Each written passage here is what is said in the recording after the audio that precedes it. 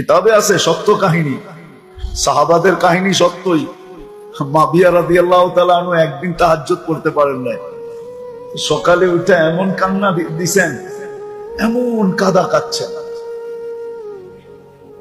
কান্নার কারণে পরের দিন দেখে যে তাহাজ্জুদের সময় কে জানি উঠায়া দিতেছে।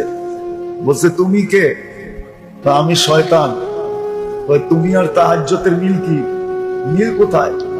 বলছে কালকেই আমি আপনাকে পাও টিপা ঘুম পড়ায় রাখছিলাম, তাহাজ্জুদ পড়তে দেই নাই, কিন্তু সকালে কান্নার কারণে যা পাইছেন আমি আর চাই না। আপনি প্রতিদিন কাঁদতে থাকেন আর এতগুলা পাইতে থাকেন, এটা আমি আর চাই না।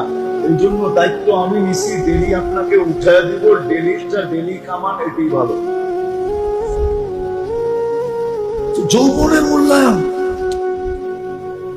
চিরদিনের যৌবন দিবেন। বৃদ্ধ অবস্থায় যদি আমল নাও করতে পারে, রব্বে খাবার কসম,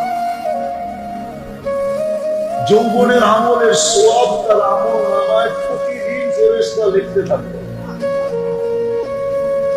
দ্বিতীয়, সুস্থতার মূল্যায়ন করো।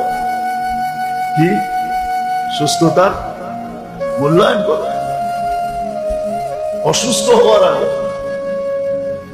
সুস্থতার মূল্যায়ন যদি করো, তাহলে জান্নাতে চিরদিন সুস্থতা দিব। চিরদিন সুস্থ থাকবে, কোনদিন অসুস্থ হবে না। আর দুনিয়াতে যখনই সুস্থ হবে, অসুস্থ হবে, দুনিয়া তোমাকে অসুস্থ দেখবে, আর ফেরেশতারা তোমার সুস্থতার ইবাদত লিখতে লিখতে ক্লান্ত হবে। তুমি ইবাদত করবে না, তারপরও লেখা হবে, কারণ তুমি সুস্থতার মূল্যায়ন করছো। এই জন্য